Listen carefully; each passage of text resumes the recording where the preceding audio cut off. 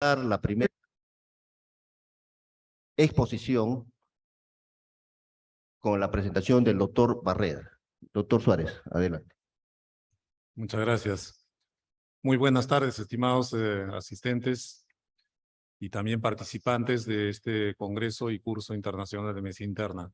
En esta oportunidad vamos a tener la suerte de escuchar la presentación de tres distinguidos colegas, participantes, ponentes en tres ponencias muy interesantes.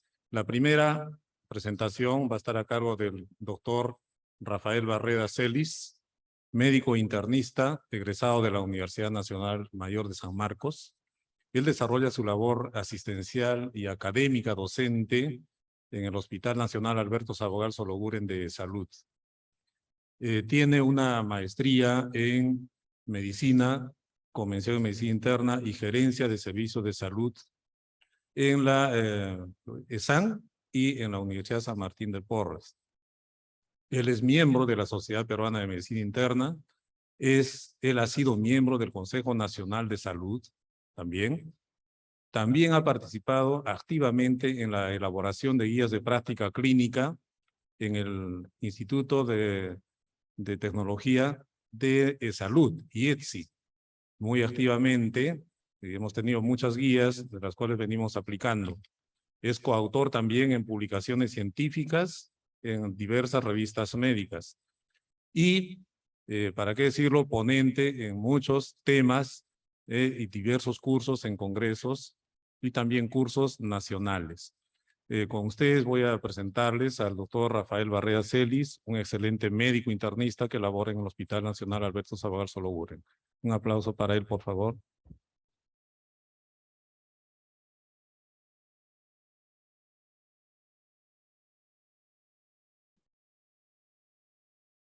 Buenas tardes. Sí se escucha, ¿no? Ok. Bueno, buenas tardes. Agradezco a al comité organizador de la sociedad por invitarme a este foro. El tema tiene cierto grado de complejidad, básicamente no porque sea muy enrevesado, sino porque debe calar mucho en la mente para que pueda proceder a alguna modificación de conducta. El tema lo he titulado el sobrediagnóstico y la iniciativa Choosing Wisely, que está cumpliendo 10 años justamente ahora. Y mi idea es, un inception, por lo menos ingresar una idea básica en la mente. No es posible en estos 20 minutos desarrollar todo el tema, pero por lo menos esa idea espero que cale y que germine para que un poco tomemos conciencia de dónde estamos en este momento, en esta etapa de lo que es el sobrediagnóstico. Algunos datos básicos sobre el tema. Primero, los gastos en el cuidado de la salud se han incrementado a tasas que son realmente insostenibles. La inflación médica ha superado con creces a la inflación global. Antes, la inflación médica era un 4 a 5%, hay lugares donde está entre 8 y 10%. Este es un dato básico. Si no los tomamos el presupuesto americano, por ejemplo, en costos en salud, que son alrededor de 750 billones al año, el 30% de los costos en salud se han definido como innecesarios. 30%. Y de ese monto, que es 750, unos 210 billones son exámenes de laboratorio innecesarios.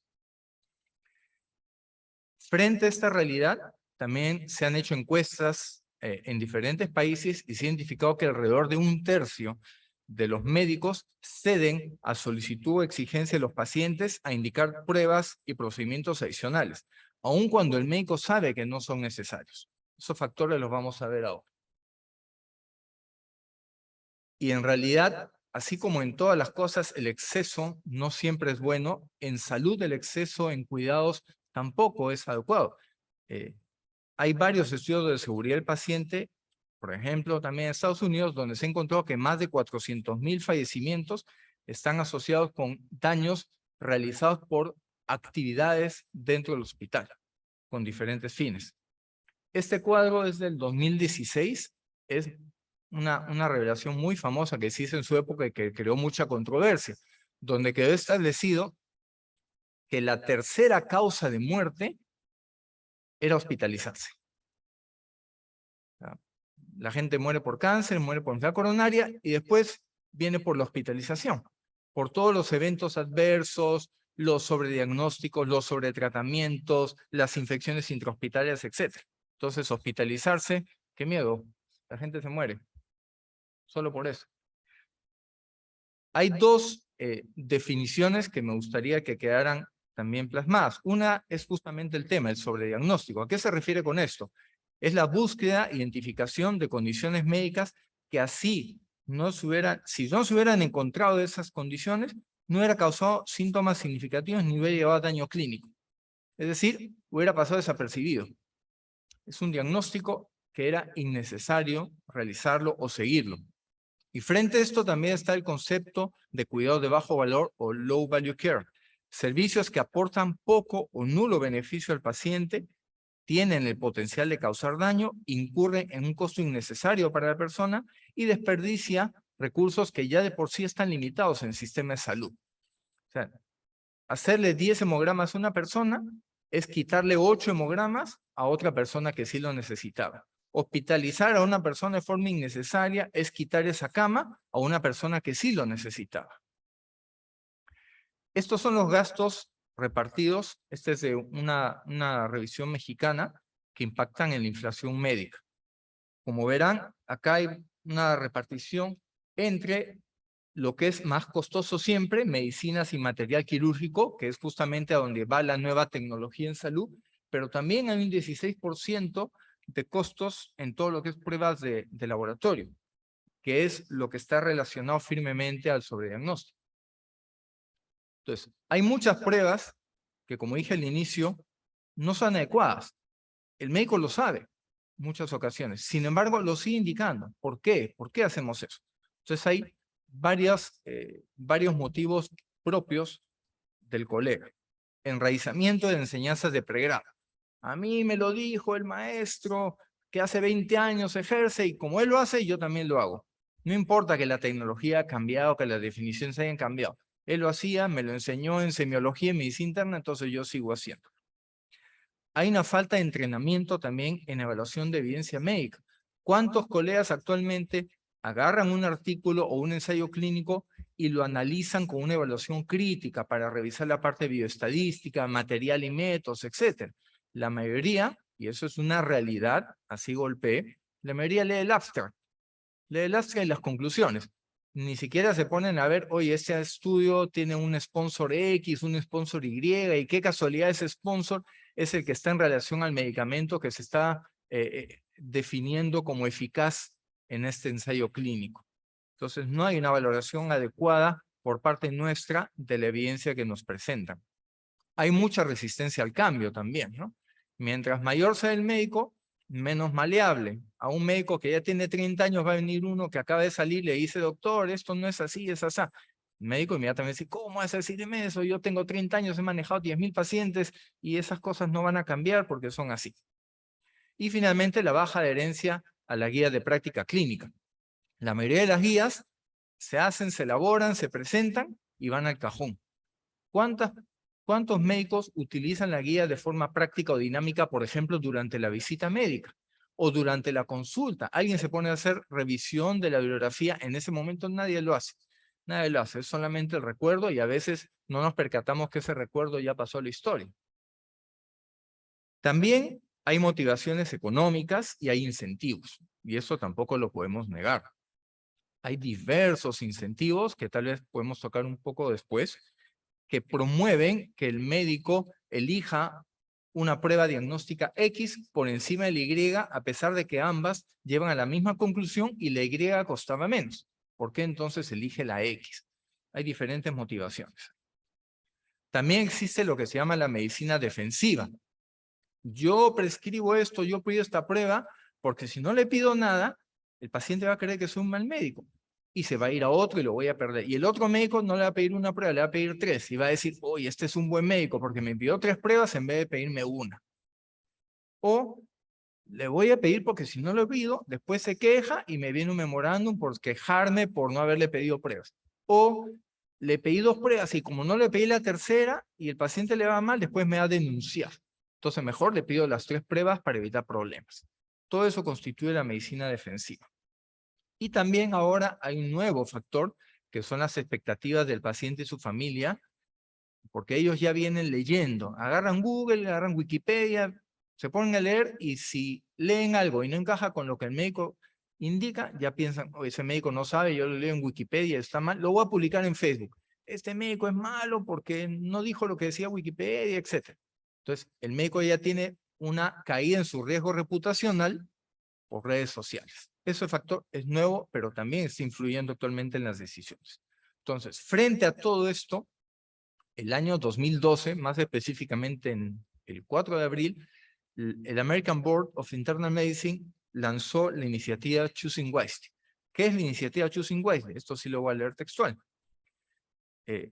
Sirve para ayudar a los médicos, pacientes e instituciones de salud a involucrarse en acciones de análisis, reflexión y conversión de actitudes respecto al sobreuso de pruebas y procedimientos para contribuir a que los pacientes obtengan mejores y más efectivos cuidados en la salud, evitando los riesgos innecesarios, reduciendo además el coste sanitario, consultas externas y hospitalizaciones innecesarias. Todo esto se resume, ¿qué no hacer? Es así de fácil. En las universidades a nosotros nos enseñan qué hacer. Nadie nos dice qué es lo que no debes hacer. Y ese no debes hacer es un amplio umbral de problemas donde justamente está incluido el sobrediagnóstico y aparte el sobreuso y otros temas que también van a ser tocados en las exposiciones posteriores. ¿Cómo va en el mundo la iniciativa Choosing Wisely? Nació el 2012 con 9 sociedades de medicina que incorporaron sus listas. Actualmente ya hay más de 100 sociedades y más de 700 recomendaciones. Estas recomendaciones tienen varios reglamentos. La principal es la lista de 5. ¿Qué me dicen? Por ejemplo, Sociedad Peruana de Cardiología. Ustedes entréguenme 5 recomendaciones tipo Choosing Wisely. ¿Qué significa? Que digan 5 cosas, no hacer esto, no hacer el otro, no hacer aquello, porque esas cosas no sirven al paciente, le pueden causar daño y promueven un gasto innecesario en los procesos médicos. Las ideas no son desarrolladas por el ministerio, ni por instituciones gubernamentales, y tampoco por los prestadores o financiadores, ni las compañías de seguro. Esto está desarrollado por las sociedades científicas. Entonces, el American College of Surgeons, no hacer esto, no hacer el aquello. Esto que partió en Estados Unidos actualmente ya ha sido desarrollado en todo el mundo. Hay diversos países en todos los continentes que ya tienen su propia iniciativa Choosing Wisely. Este es solamente un pequeño ejemplo. Un hospital en Toronto aplicó la iniciativa Choosing Wisely en todas las pruebas de laboratorio. Redujo el 31% de pruebas de emergencia, 38% exámenes prequirúrgicos y radiografía de tórax en UCI en 12%. Con esta reducción alcanzó un ahorro de alrededor de $2 millones en un año. Y cuando se hizo un trabajo comparativo entre los casos que se redujeron y los controles que no se redujeron, no hubo absolutamente ninguna diferencia en la evolución, en el pronóstico, en la mortalidad, en la estancia crítica, etc. O sea, es una iniciativa que trae definitivamente beneficios a todo nivel. Por supuesto que esto tiene críticas. ¿Por qué? Porque el Choosing Wisely no establece una metodología específica, sino que deja abierto a que cada sociedad científica defina cuáles son sus listas de 5 basados en su propia experiencia. Entonces, es muy difícil homologar una lista con la otra. Las listas por sí solas, y eso está claro también, no tienen valor. O sea, publicar una lista es como publicar una guía. Si nadie las lee, si están encarpetadas, si no son desarrolladas de forma práctica, no sirven para nada tampoco. Las sociedades por sí solas tampoco han logrado los cambios esperados. La sociedad puede publicitar en sus congresos las listas, pero si no hay una actitud en los prestadores o en las normas del prestador, esto tampoco se modifica ni lleva a mejores resultados. Entonces, acá tiene que haber con la lista de Choosing Wisely una articulación desde las autoridades, pasando por los médicos tratantes, que ingrese estas recomendaciones en el sistema para que se ahorre, todo el costo en salud, pero que a la vez beneficie al paciente. No solamente beneficia al paciente, por ejemplo, en placa de tórax, que ya dejó de irradiarlo tanto, beneficia por la lista de espera de sala de operaciones, beneficia por camas libres que no necesitan ser ocupadas, por una reducción de la estancia hospitalaria, etc.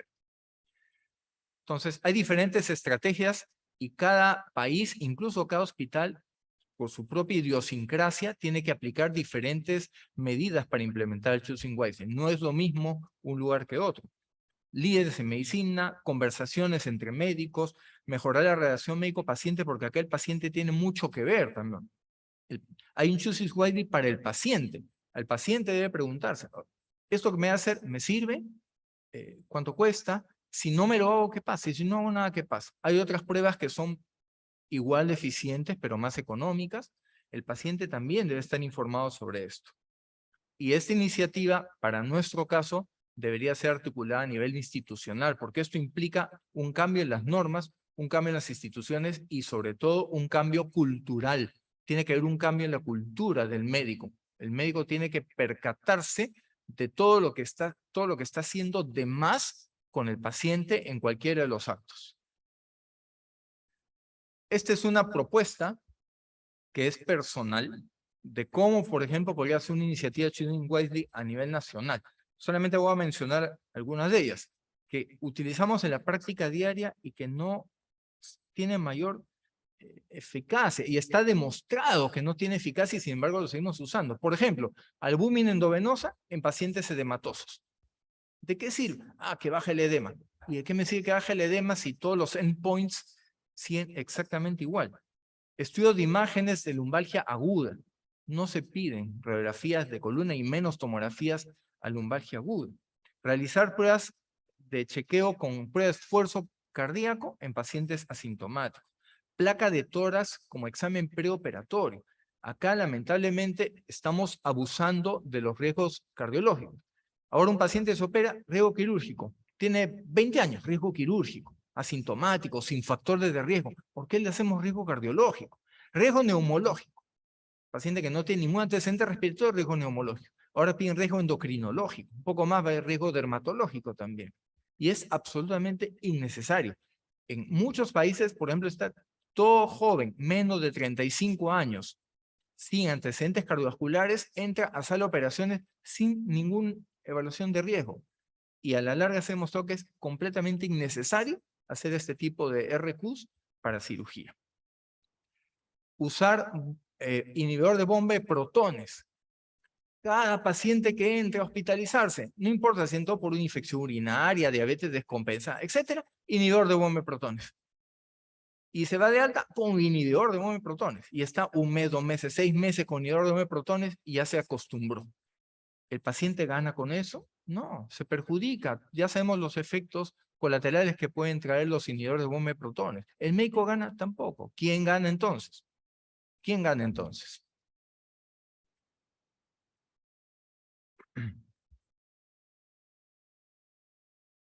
Ahora, hay otros factores fuera del fenómeno cultural propio del médico que también tienen relación con esto.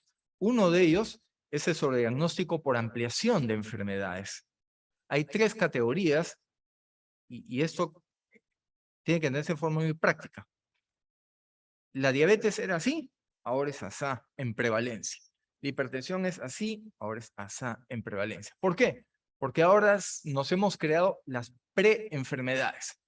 Ahora hay prediabetes, prehipertensión, predemencia, preautismo, preEPOC, prefibrosis. Y se elaboran criterios muy bonitos para definir esos pre.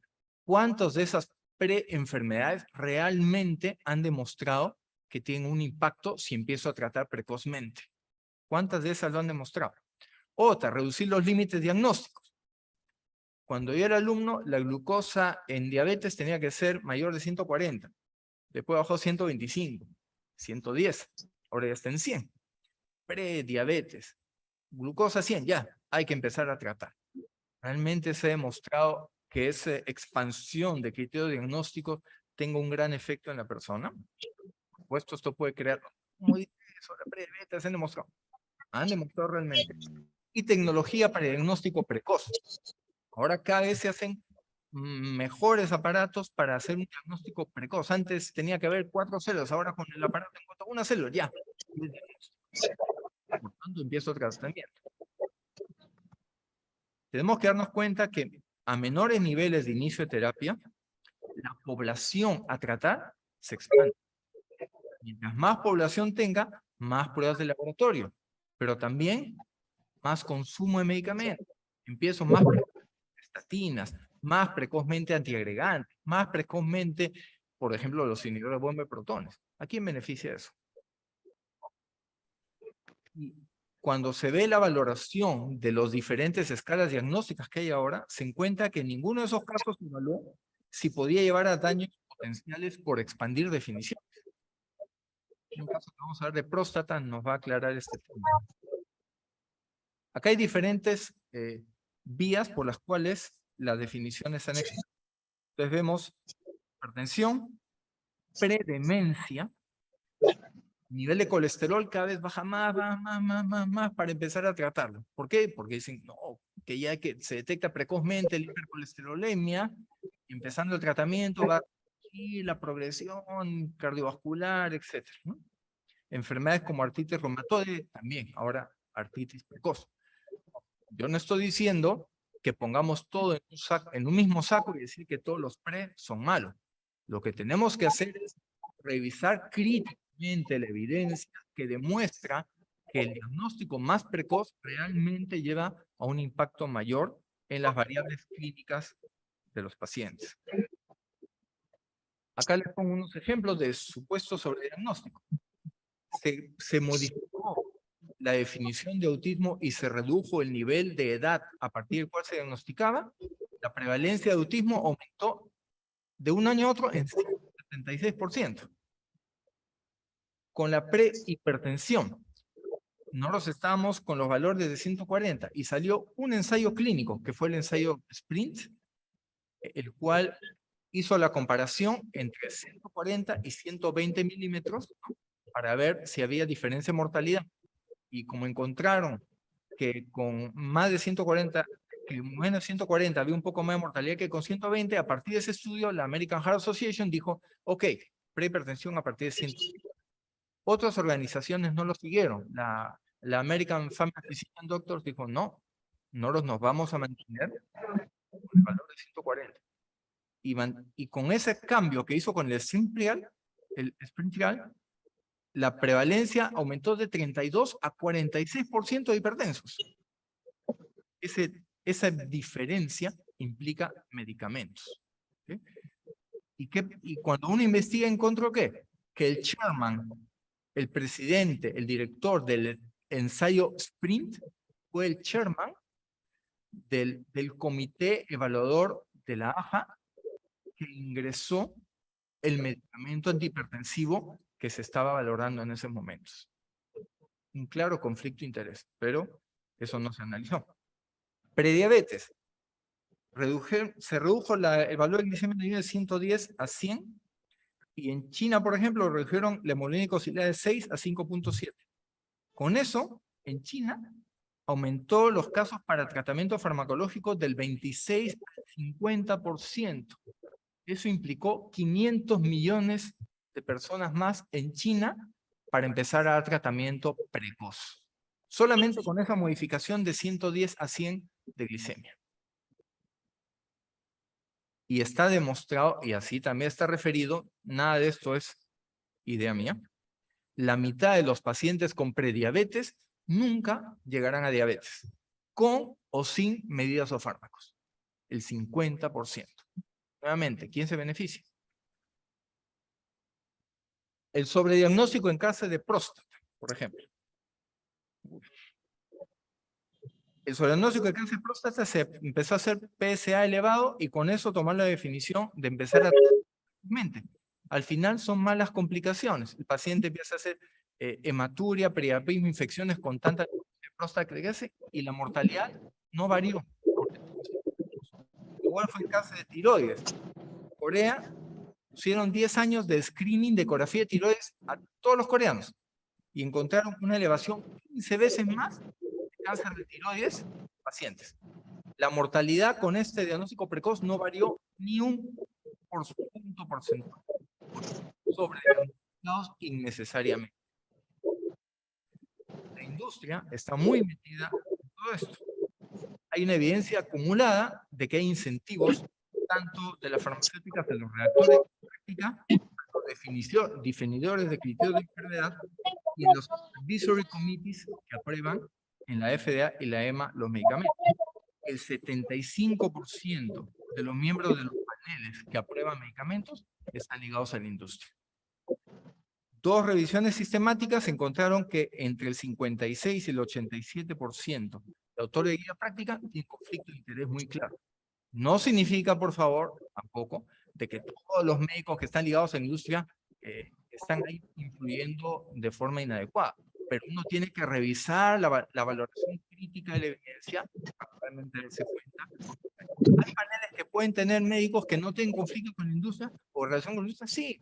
El Cochrane y National Institute tiene paneles y revisiones sin médicos ligados a la industria y demuestran que se puede hacer. Bueno, esta es una relación causal de porcentaje de médicos ligados a la industria que estuvieron relacionados a las guías de práctica donde aparecían los medicamentos representados por las industrias en las que estaban ligados. Esto es la relación de los CEOs y los costos increciendo en salario que perciben también y que están ligados a la industria y a las guías de práctica clínica que se aprueban en relación. Entonces, valoremos mejor qué tanto estamos revisando la evidencia. Estamos viendo de lo que dice la guía, lo estamos siguiendo así tubularmente, o que incluso acá también con nosotros presentamos alguna declaración, tal medicamento es mejor que el otro, ya, lo creemos. Pero hemos revisado nosotros la evidencia, hemos visto de dónde viene, hemos visto conflictos de interés, hemos visto qué tanto realmente va a beneficiar a la persona hacer diagnóstico pre o reduciendo el valor puntual diagnóstico. Hay toda una serie de cosas que están detrás. Entonces, nuestra intención ahora es simplemente crear, como les digo, ese contexto. Soluciones, entonces, finalmente. Minuto, doctor. Las soluciones. Una educación universitaria de pregrado. Tiene que haber un mayor enseñanza en ética, evaluación crítica de la evidencia. Eso recién lo estamos haciendo en el posgrado acá. Eso debe enseñarse desde pregrado. Economía en salud, que nosotros no le preguntamos a los alumnos ustedes de farmacoeconomía, de costo-efectividad, etcétera. Nadie sabe. Eso debe enseñarse. Tiene que implementarse las iniciativas del tipo Choosing Wisely en las sociedades médicas y legislación nacional. Tiene que haber supervisión de trabajo de investigación y conflicto de intereses. Eliminar incentivos económicos por cantidad de pruebas solicitadas. No puede ser que pidamos tomografía porque por cada 3 tomografías me haya un cheque. Esas cosas no deben seguir.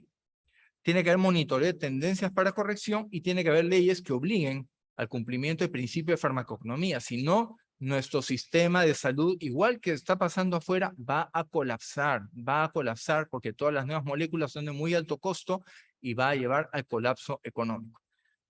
Finalmente, parafraseando a Will Smith, espero que así haya dicho todo esto, me vuelvan a invitar alguna vez. Gracias. Muchas gracias, doctor. Muy bien. Agradecemos al doctor Barreda por la didáctica exposición. Continuando con esta tarde, vamos a tener el gusto de presentar al doctor Eduardo Penny Montenegro. El doctor es tremendamente conocido en nuestro medio nacional e internacional. Él es especialista en medicina interna y en geriatría. Es past presidente de la Sociedad Peruana de Medicina Interna, Sociedad Latinoamericana de Medicina Interna, Sociedad de Gerontología y Geriatría del Perú. Además es coordinador regional andino del Foro Internacional de Medicina Interna, académico asociado a la Academia Nacional del Perú, es máster del American College of Physicians, es fellow del American Geriatric Society, coordinador de geriatría clínica de la Clínica Delgado y medalla de oro al mérito extraordinario por el Colegio Médico del Perú. El doctor Meni nos va a tratar un tema de gran importancia y que tiene impacto en la calidad de la atención de la salud y además el costo-beneficio, ¿no? El tema es inercia terapéutica. Doctor Peña, adelante. Muchas gracias, doctor Contreras. Bueno, buenas tardes con todos. El ejercicio de la medicina tiene una serie de problemas, y eso es evidente. Acabamos de escuchar al doctor Barreda conversar sobre el problema del sobrediagnóstico y sobretratamiento, y ese es uno de los problemas que tenemos. Yo voy por otro lado, que también es un problema, un serio problema, que es lo que denominamos nosotros la inercia terapéutica en la práctica clínica.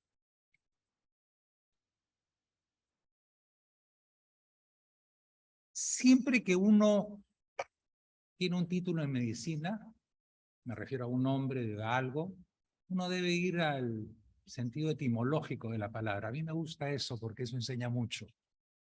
Y veamos cómo se define inercia, la palabra inercia simplemente. La definimos como inacción, desidia, apatía, flojedad, abulia, displicencia, pereza, dejadez, pasividad, falta de ganas o resistencia en la modificación de algo. Y ese es un concepto muy importante, probablemente más importante de lo que vamos a conversar hoy día. La tendencia general es que las cosas continúen igual. Esa es la tendencia natural. Salvo que algo haga que las modifique. Ya puede ser la iniciativa que tiene uno para modificarlo o algún tipo de consecuencia. Pero para cambiarlo, es necesario ser consciente que realmente se requiere hacer un cambio. ¿Para qué? Para poder cumplir, digamos, el objetivo que nos hemos planteado. El estar en piloto automático, o como yo llamo el estado constante de supervivencia, sin tomar conciencia de los objetivos a alcanzar, la tenemos en la mitad de las personas. Hay una inercia propia del ser humano en relación a eso, ¿no? Nos dificulta, nos molesta, nos fastidia salir de ese llamado actualmente estado de confort. ¿Qué es la inercia clínica? Este es un término interesante, citado por primera vez en el año 2004, pero está citado como tal en el año 2004, pero obviamente es un conocimiento ancestral que tenemos nosotros de lo que era la inercia. Por eso es que comenzaba yo definiendo etimológicamente la palabra. Inicialmente se le dio el cariz de una falla de los prestadores de atención en salud para comenzar nuevos medicamentos o incrementar la dosis de la medicación que actualmente toma un paciente cuando los parámetros clínicos no se han normalizado. O sea, simplemente no aumentábamos la dosis, no complementábamos, no cambiamos nada, a pesar que el paciente seguía igual sin una respuesta adecuada. También a esta inercia clínica se le llama inercia terapéutica cuando implica cuestiones terapéuticas. Pero como podrán ver, la inercia clínica no es solamente terapéutico, también es diagnóstica. Actualmente está definido como el fracaso de los médicos, y yo diría, más que de los médicos, de la medicina en general, y después voy a decir por qué, en iniciar o intensificar un tratamiento que está indicado. O sea, en pocas palabras, estamos fallando el sistema, no quiero hablar de médicos, sino el del sistema, porque es lo apropiado, de no hacer cambios cuando nosotros tenemos o deberíamos hacerlo, porque no hay una evolución o un cumplimiento de lo que nosotros hemos fijado como objetivos iniciales. Eso es bastante frecuente en el manejo de las enfermedades crónicas, tanto las infecciosas como las no transmisibles, y se da pues en diabetes, hipertensión, enfermedad pulmonar obstructiva crónica, en asma, en dislipidemia, a veces en el campo oncológico. Y sobre todo se da cuando el paciente no se está quejando de algo, o sea, en la etapa asintomática. Por decirles, un paciente puede estar con 160 de glucosa y ese paciente probablemente no tenga mayores síntomas de diabetes porque no ha pasado el TM renal. Entonces no se está evidenciando todo lo usual. Y si nosotros no le hiciéramos un análisis en este momento, no sabríamos que el paciente esté en 160 realmente, ¿no? Ese es un ejemplo. O si no le tomamos la presión arterial, no podemos darnos cuenta que el paciente está fuera de los objetivos que nos hemos fijado para decir que ese paciente está adecuadamente tratado.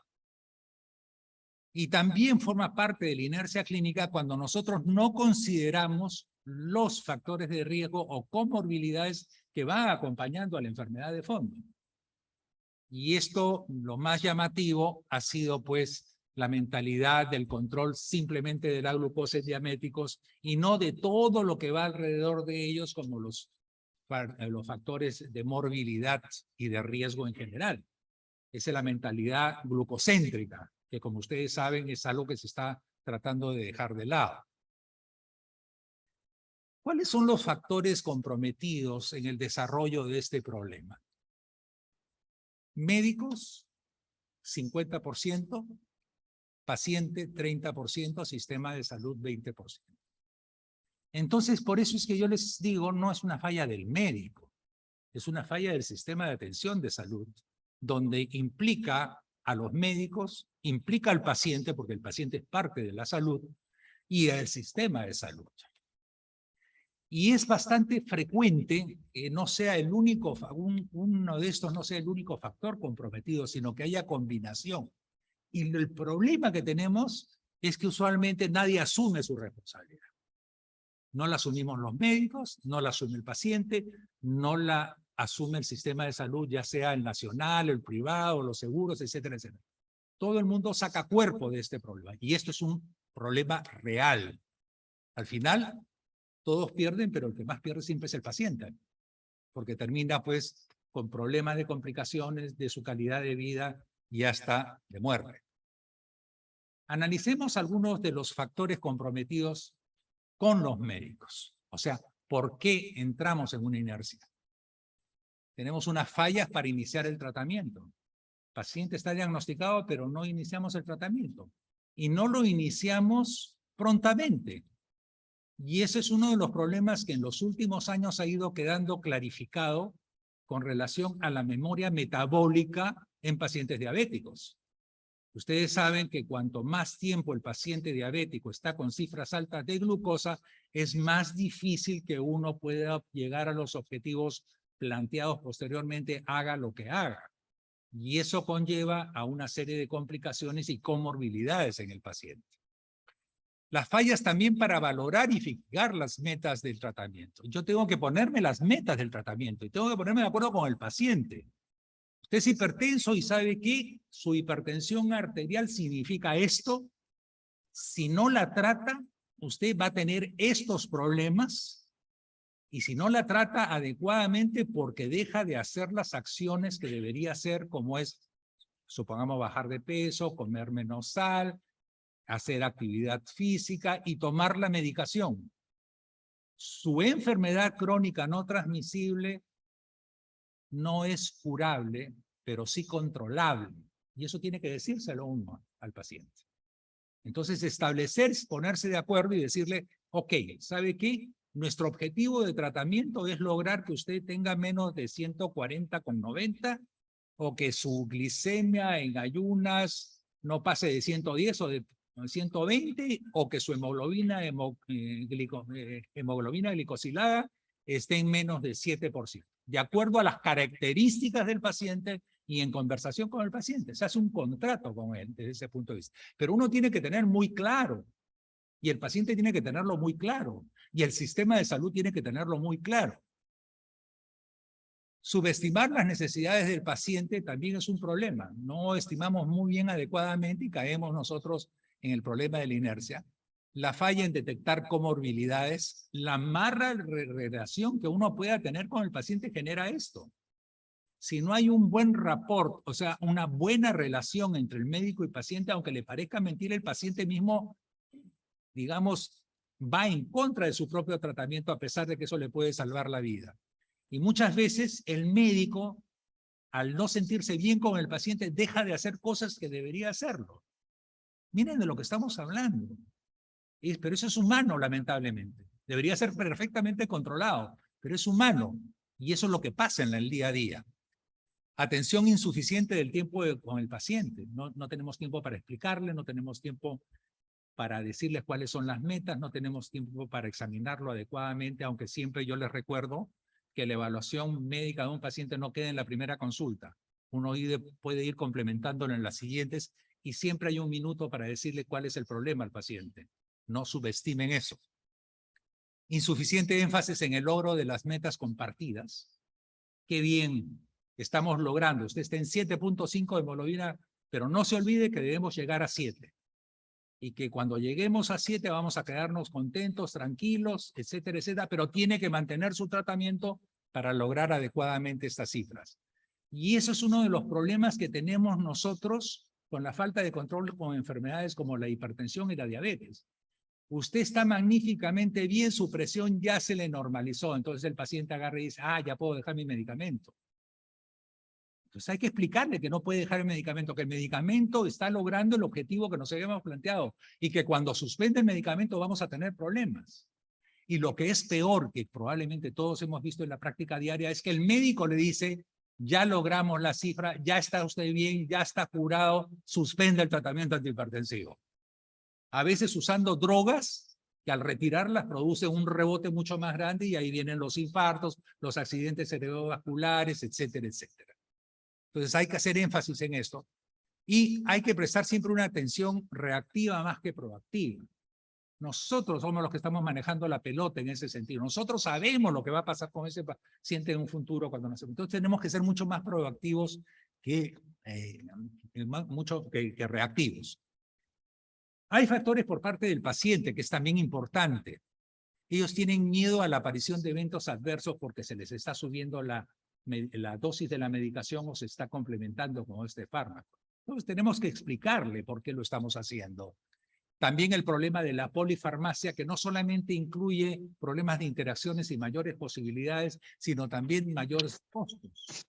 A veces el uso de múltiples dosis nos da un problema de inercia, porque el paciente decide no tomar la segunda dosis de una medicación que tiene que ser tomada cada 12 horas.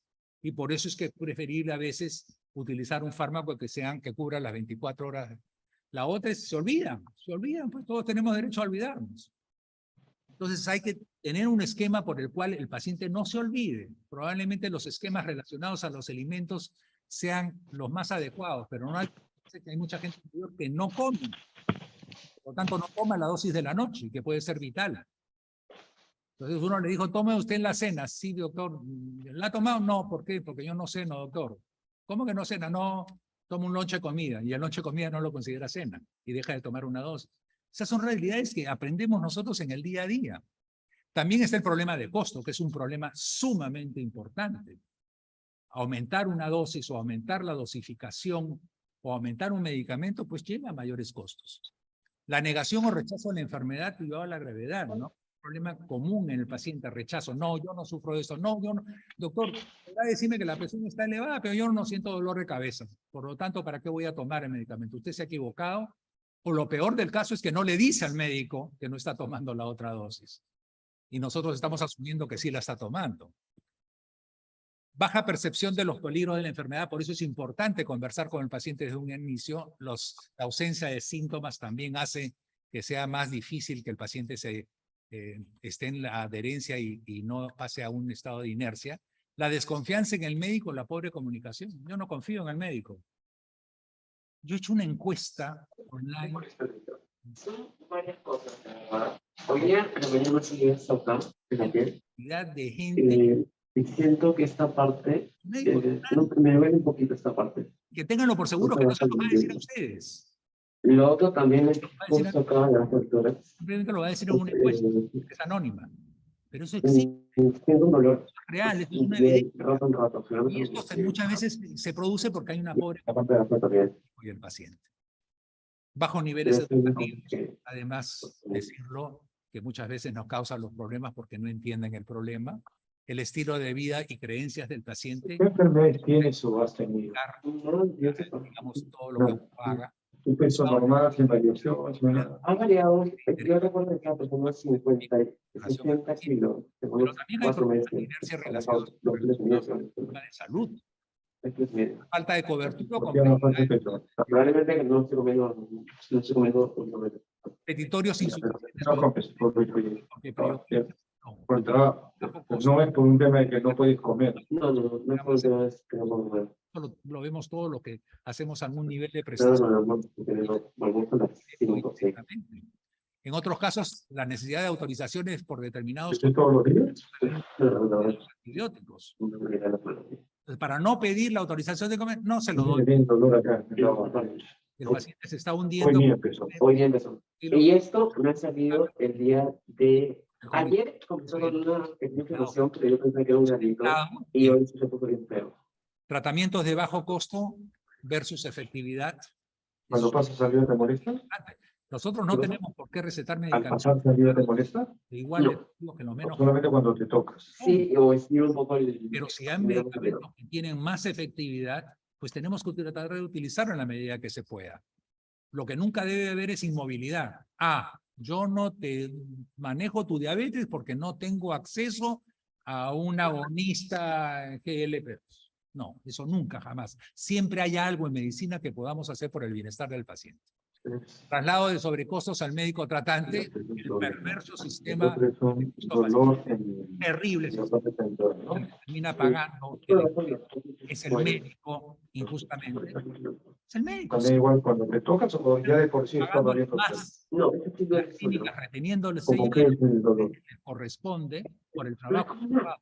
No sé cómo... Es como sensación de vacío, Que no siempre tristeza, originado, sino por la necesidad del La paciente. verdad, es muy eficaz, ¿no? Ustedes son los pagantes. Entonces dicen, no, ¿por qué voy a pagar? pero En esto, y Aparte del por acá es una dos. Lamentablemente hay que y decir. cuando tú comes falta de este estímulo dolor calma o Las metas ¿cómo se mantiene? Me estaba metiendo el café un poquito a la mañana objetivos de comer. deberían premiar Porque al hecho de que No, no, ustedes pero tú, ¿qué has sentido cuando has comido, por ejemplo? cuando he comido, o sea, sientes por ejemplo, yo sí respetar una señora de comida y felizmente no está el problema. no sucede eso. Pero calma un poquito el dolor cuando comes. Sí, U otra forma es la elevación de primas al paciente.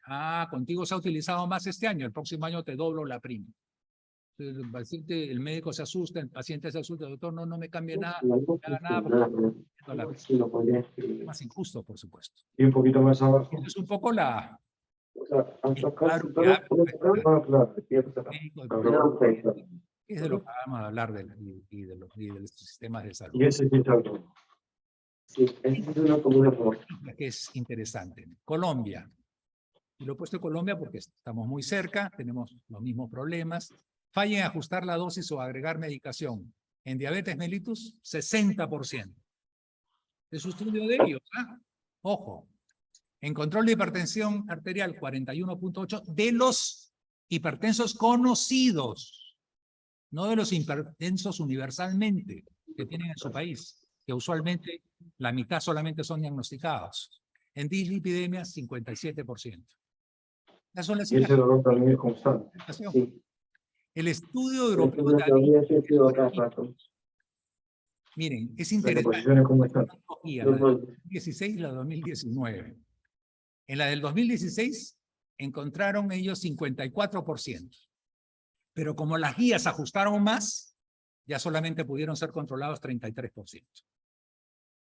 Entonces, ¿cómo a veces esos ajustes producen este tipo de problemas? Acá hay un estudio en América Latina en relación a la presión arterial. Vean ustedes, para obtener la cifra de 140,90, no estamos hablando de 120, no estamos hablando de 130, estamos hablando menos de 140,90. En hombres, 32%, en mujeres, 40%. Cifras globales. Globales. En el Perú tenemos menos de eso. Estados Unidos, del dos cuadros comparativos, 1999 al 2002, 2003, 2006, para la meta de menos de 7% con hemoglobina glicosilada en pacientes que tienen más de 20 años, que es lo usamos 18 o 20 años, depende, ¿no? Vean ustedes las cifras. Perdón. Acá es retroceso. No. Discúlpenme. Ok. Esta es la población que tienen ellos y veamos acá. En control, 51% del 99 al 2006, del 99 al 2002, 43%, 57%. Eso quiere decir que hay un 40% de población que no está controlada. Estamos hablando de Estados Unidos, ¿ah? Estamos hablando donde es más factible tener los medios económicos para alcanzar. Este es lo reportado por la revista de Salud Pública, 2007, en Latinoamérica, donde participaron estos países: Argentina, Brasil, Chile, Costa Rica, Ecuador, Guatemala, México, Perú, Venezuela, en población de diabéticos tipo 2, para ponernos de acuerdo, de 18 a 75 años, 3.500 pacientes, 377 médicos. Vean ustedes, la meta, menos de 7%, la tuvieron en el momento del diagnóstico, el 22.4%, en el momento del último test que le hacían, 43.2%. Esto quiere decir que aquí hay 50% de los pacientes, o más del 50%, 55% que no estaban en control. Y este es un estudio no publicado y que se lo agradezco al doctor Roca, que gentilmente me lo ha cedido y que va a salir próximamente en publicación. Este es un trabajo hecho con endocrinólogos de diferentes partes del país. Vean ustedes, menos de 7 está el 57%. O sea, hay prácticamente un 40% de pacientes que no están bajo control. Son endocrinólogos, ojo, no son médicos generales, no son internistas, donde estas cifras pudieran ser mucho más notables de diferencia. Son endocrinólogos en servicios de endocrinología, controlados periódicamente, y etcétera, etcétera, y muchas veces con mayores posibilidades de uso de diferentes fármacos que el médico internista o el médico general. Entonces vean ustedes las cifras, con LDL, 40%, vean ustedes con HDL, con triglicéridos, y lo que sí me gustó fue la cifra de presión arterial, considerando menos de 140,90. O sea, prácticamente el 90% ellos sí los tenían controlados, ¿no? Y vean ustedes la consecuencia, pues, de la inercia clínica y ausencia de intensificación precoz del tratamiento. Acá hay una gran diferencia que conduce ¿a qué? Conduce a mayor cantidad de infarto, a mayor cantidad de accidente cerebrovascular, a mayor cantidad de insuficiencia cardíaca y a una serie de episodios cardiovasculares combinados. Y eso es cuando uno no maneja adecuadamente este tipo de problemas en la diabetes. Esa es una de las características cuando uno maneja diabetes con el tratamiento tradicional, las subidas y bajadas. Eso es terrible también, terrible de estado de salud para el diabético. Esto es cuando logramos nosotros mejorar con una buena combinación de fármacos, menos problemas, y cuando intensificamos nosotros, vean ustedes, rápidamente, abolimos acá el problema de la memoria metabólica, que era lo que yo les mencionaba en un inicio. El enfoque combinado, precoz inicialmente y combinación de fármacos. Estos son los esquemas que hay, no se asusten, pero vuelvo a repetir lo que dije hace unos momentos en otra charla. Es importantísimo en hipertensión bajar la cifra de la presión arterial. En diabetes, bajar la cifra de la glucosa. En dislipidemia, bajar las cifras de colesterol y triglicéridos. Eso es lo más importante. Esa es la primera cosa. Si ustedes pueden hacerlo eso asociado a otros factores, aleluya, en buena hora. Eso es lo que debe hacerse. Pero nunca, ojo, nunca deben de dejar pasar el primer paso, que es bajar las cifras. A veces uno lee muchos trabajos y llega a la confusión de qué cosa es lo más importante. bajar el colesterol, bajar la presión, bajar en un diabético. Y lo más importante es bajar la glucosa. Y obviamente si son hipertensos, bajarle la presión. Pero también es ideal, es bonito, es grato bajarle el colesterol. Pero si yo tengo que escoger entre algo, pues tengo que decir, o le bajo la diabetes o le bajo el control de la presión arterial, que es lo más adecuado. Entonces uno tiene que tenerlo sumamente claro. Mucho cuidado, y con esto lo podemos hacer con cualquier tipo de droga. Lo peor que podrían hacer ustedes es decir, no tengo yo un fármaco que me ayude como un inhibidor SGLT2 para no iniciar un tratamiento o no tratar adecuadamente al paciente. No, siempre tenemos fármacos. Ya estoy terminando. Y acordarse de este cuadro que es bien importante, lo vieron en la mañana en las guías del doctor Salgado, que es importante, que hay una serie de factores pues a tratar en este tipo de programa. Vean ustedes, inercia terapéutica en hipertensión. ¿Qué sucede cuando se inicia una terapia antihipertensiva con monoterapia?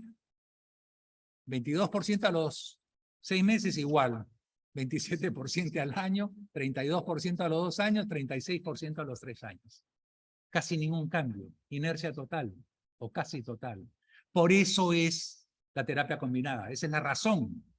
¿Por qué? Porque con la terapia combinada esta cifra se eleva desde el punto de vista de positividad y probablemente pueden tener una mejor evolución del paciente, ¿no? Es esa la justificación. Lamentablemente, debería haber, inclusive con fármacos genéricos, combinaciones simples, que no las existen, porque por su definición los tienen por separados. Y lamentablemente, por razones que no están muy bien explicadas, la suma de uno más otro no es igual a la combinación en una tableta, lamentablemente. Eso hay que revisarlo bien, porque muchos son estudios de la industria farmacéutica, pero aparentemente hay diferencias. En el caso del adulto con hipertensión, ojo, manejarlo rápidamente. Con monodroga debemos manejar al paciente frágil. Frágil. Hay que tener mucho cuidado. A veces entrar con 2 drogas puede ser peligroso. Pero si no es frágil, es preferible utilizar con una terapia combinada e ir ajustando dosis de acuerdo a lo que vamos teniendo. ¿Pero qué? En un tratamiento de 2 meses o 3 meses. No se justifica que en 2 o 3 meses no tengamos a un hipertenso controlado o a un diabético controlado en menos de 6 meses. No se justifica. No hay justificación médica. Estamos matando al paciente si no logramos hacerlo. Y no nosotros los médicos, sino estamos matando todo el sistema de salud que está involucrado en esto. ¿Cuáles son las posibles soluciones? Porque tenemos que plantear soluciones. Educación del médico y del paciente y mejorar esa relación. Fijarse metas razonables, médico y paciente y también los prestadores. Usar algoritmos que sean consensuados y validados. No cualquier algoritmo es válido. Implementar sistemas de auditoría médico-administrativa. Pues tenemos que ser controlados. Doctor, su paciente ya tiene 1 año de tratamiento y sigue hipertenso. Doctor, ¿qué le pasa a usted? Tiene que ser usted razonable en que está cometiendo un problema contra la vida de este paciente. Pues alguien te lo tiene que decir. O se lo dice el jefe o se lo dice un administrador. Yo prefiero que lo diga mi jefe médico, obviamente. Implementar, después generar data actualizada y darla a conocer es muy importante. El uso de fármacos efectivos, tolerables, perdón.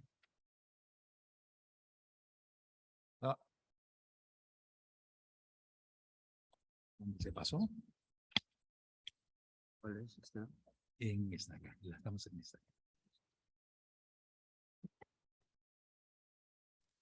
Ya, gracias. Programas de atención integrada con otras profesiones. Lo conversaba en la mañana. Nosotros, si manejamos a un paciente diabético, tenemos que conversar pues, con una nutricionista. Si el paciente tiene problemas de discapacidades asociadas a su diabetes, tenemos que conversar pues, con fisioterapia. Trabajar solos ya no es un concepto válido. Tenemos que hacer una medicina integrada por el bien del paciente. Nosotros no sabemos de nutrición, nosotros no sabemos de fisioterapia. Con la justa sabemos diagnosticar y tratar, y muchas veces mal. Entonces tenemos que hacernos una autocrítica en ese sentido, ¿no? Y también tenemos pues que comprometer obviamente a los prestadores de salud. No es posible que ellos sigan abusando del sistema para ganancias solamente y que no nos proporcionen todo lo que ellos deberían proporcionarnos. Porque además, los pacientes son los que pagan los seguros sociales privados. Los pacientes de salud son todos los que pagamos y tenemos que exigir. Y todo lo que pagamos impuestos al comer o al hacer algo en nuestro país, paga un IGB y el Estado tiene que darnos salud. Pueda que no nos dé el plus de la salud, pero sí tenemos que exigirle, es muy importante. Y somos los médicos los que tenemos que exigir.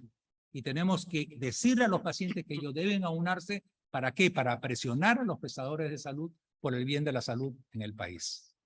Lo peor que podríamos hacer es no enfrentarnos al problema. Este es un problema serio, así como es el problema que nos conversó el doctor Barreda de sobrediagnóstico y sobretratamiento. Este es otro problema, este es otro extremo.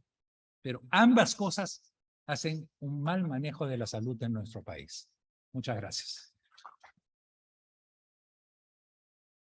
Agradecemos al doctor Penny por su brillante exposición.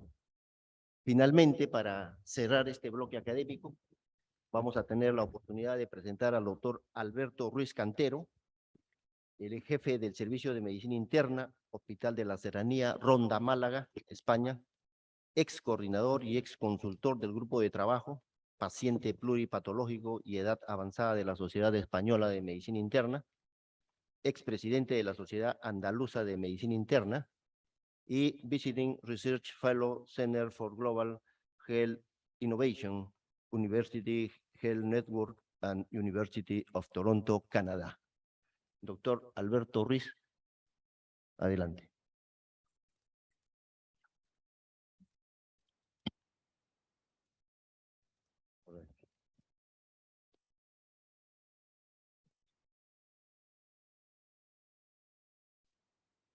Sí, me lo ponen por aquí. ¿Cuál es el? Sí. Este. ¿Vale?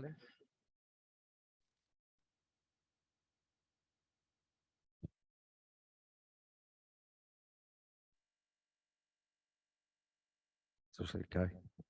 ¿Ya? Bueno, después de robotizarme, buenas tardes. Mi agradecimiento a la organización por su invitación. Y voy a complementar, no quiero decir solapar, que no nos solapemos el doctor Barreda y yo por su excelente exposición de sobrediagnóstico y sobretratamiento. Voy a complementar algunas cosas sobre lo que él ya ha comentado. Y les voy a hablar de la sobreutilización, el overuse, ¿no? O el sobreuso. No tengo ningún conflicto de interés con esta exposición y les pido que reflexionemos sobre determinadas cosas. La sobreutilización, el sobrediagnóstico y la obstinación diagnóstica, el sobretratamiento y la obstinación terapéutica. ¿Qué es la sobreutilización? El sobreuso es la prestación de servicios de salud cuyos daños potenciales superan los beneficios potenciales. Y es una amenaza tanto para el valor como para la calidad de la atención en los sistemas de salud de todo el mundo. ¿Qué ocurre con la sobreutilización? Como ven en la diapositiva, hay una serie de consecuencias negativas para el paciente, como es la física, psicológica, la carga de tratamiento, la social, la financiera y la insatisfacción. La sobreutilización son, en definitiva, son servicios que son innecesarios de cualquier manera. No le demos más vueltas y lo rodeemos con palabras más o menos bonitas, ¿no? La eliminación de servicios claramente ineficaces reduciría tanto el daño potencial a los pacientes como los costes excesivos. Nosotros podemos movernos aquí, en esta zona más oscura, negra, en esta zona gris o en esta zona blanca. La zona blanca son servicios claramente efectivos. Habitualmente nos movemos aquí, en esta zona gris. Y estos son claramente son servicios inefectivos. En las intervenciones en la zona gris se benefician muy poco o solucionan, o solo proporcionan un pequeño beneficio en relación a los costos. El coste-oportunidad, saben que las medidas de eficiencia se basan en la efectividad, la eficacia. La eficacia es la mejor de las condiciones, la efectividad es la vida real. Y coste-oportunidad, coste-beneficio, distintas cosas que no voy a entrar en ello. En definitiva, es atender las necesidades de salud no satisfechas, lo que reduce los fondos disponibles, y aquí sí quiero hacer hincapié, para mejorar los determinantes socioeconómicos de la salud. Les voy a presentar 3 casos reales, 3 o 4. Es una mujer de 88 años, hipertensa, con asma bronquial, funciones superiores conservadas, Bartel de 65, ingresa por sepsis de origen abdominal. Tiene una buena evolución clínica y es de alta a su domicilio. Se le hizo un perfil lipídico. ¿Tiene sentido pedirle un perfil lipídico? Ninguno. Un coste absolutamente innecesario y además que no sirve para nada. Otro caso. Varón de 78 años con demencia vascular avanzada, Bartel de 0, 3 episodios de neumonía aspirativa, llega prácticamente en una situación terminal. De hecho, fallece a las 24 horas después de su ingreso en planta de medicina interna. Les repito que son casos reales, ¿eh? Las siguientes pruebas se le hacen en observación de urgencia. 3 hemogramas, 3 bioquímicas, 2 gasometrías, 2 estudios de coagulación, 4 electrocardiogramas y 2 radiografías de tórax. Y les repito de nuevo, son casos reales. Otro caso, una mujer de 50 años, se le hace un screening de cáncer de mama. En la primera mamografía le dicen que tiene un nódulo de características benignas, una ecografía mamaria con lo mismo, se le propone una biopsia del nódulo y la paciente dice que no se practica ningún tipo de biopsia. El radiólogo encargado de realizar la biopsia contacta por teléfono con ella para tranquilizarla porque no hay indicación de biopsia. Este radiólogo tuvo más cabeza que los anteriores, pero fijaros lo que responde literalmente la señora. Menos mal que alguien me da la razón. Tengo ese nódulo desde hace 25 años, pero todo el mundo me está diciendo que estoy loca por no querer hacerme la biopsia, ¿no?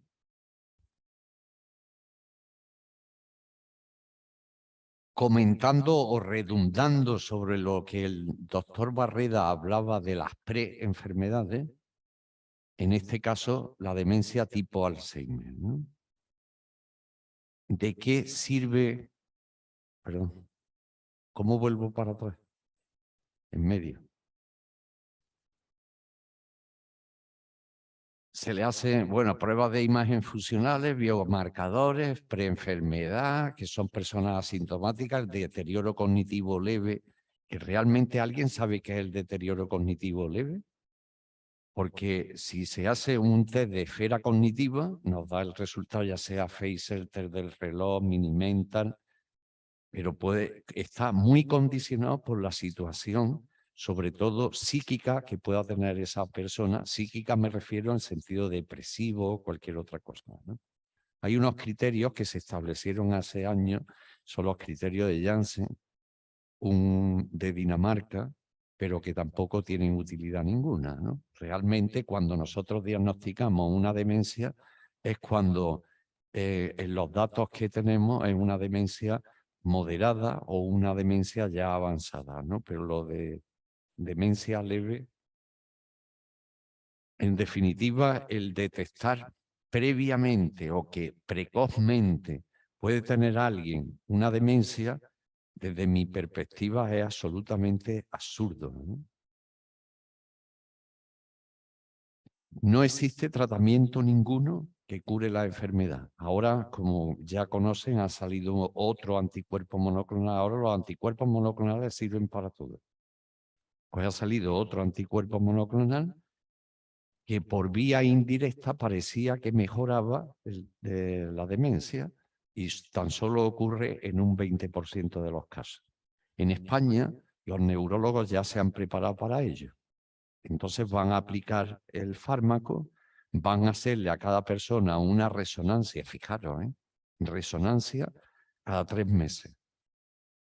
Me imagino que para hacer la resonancia se les olvidó poner a los neurólogos que había que sedar al paciente, ¿no?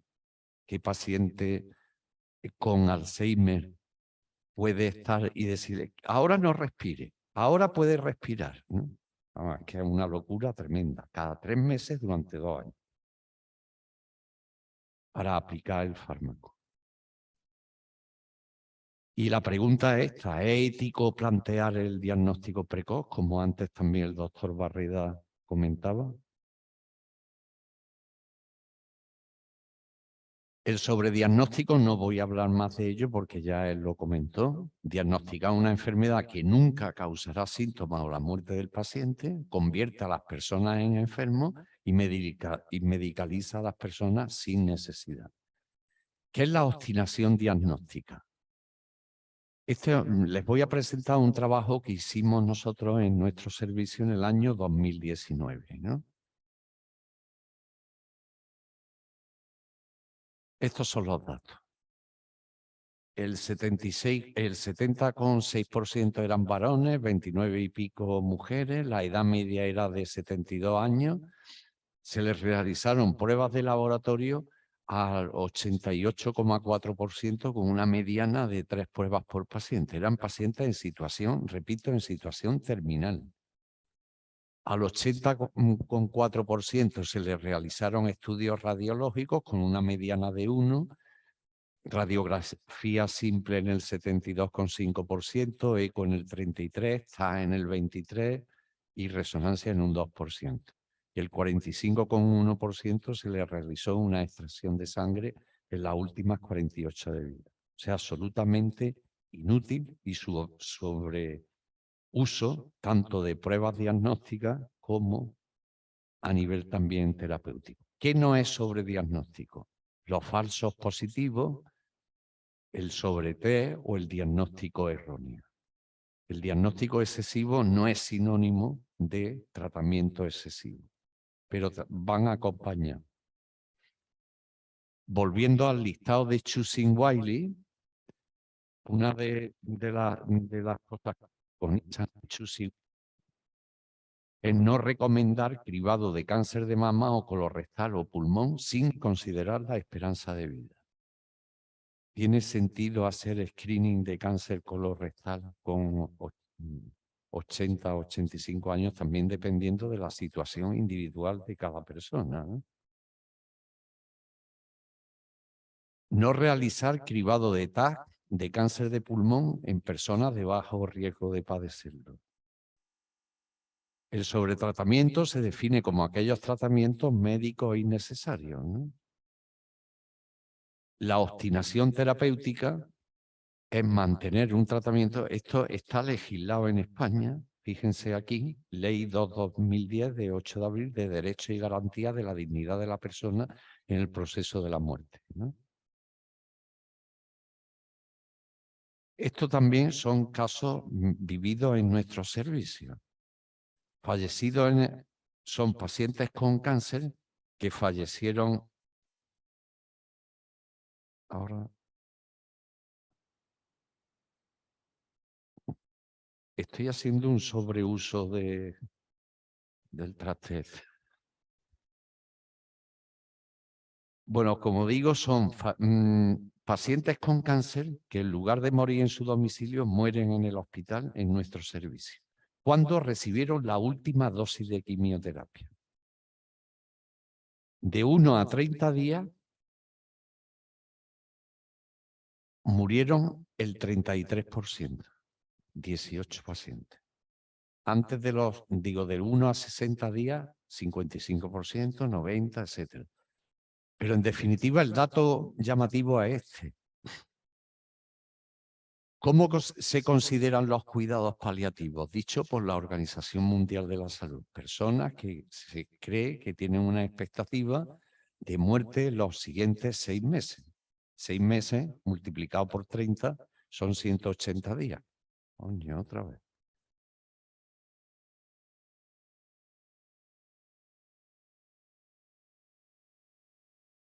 Quiere decir de que ¿cómo puede ser que concomitantemente una persona va a la quimio, lo ve el oncólogo, le pone quimio y después cuando sale de la quimio o antes de entrar a la quimio va a la unidad de cuidados paliativos? Es un sinsentido, o en un sitio o en otro, ¿no?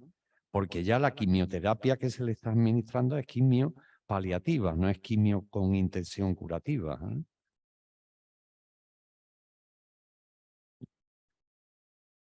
¿Qué no es sobretratamiento? Pues la prescripción inapropiada, la inercia terapéutica de la que hablaba anteriormente el doctor Penny o el tratamiento erróneo. Estos también otras recomendaciones de Choosing-Wiley: no realizar una resonancia para diagnosticar osteomielitis del pie, no realizar cultivo de sangre y orina de Clostridium difficile a no ser que tenga signos de infección, no tratar la bacteriuria asintomática con antibióticos. ¿Y qué es la futilidad terapéutica? La futilidad terapéutica se conoce también por cuidados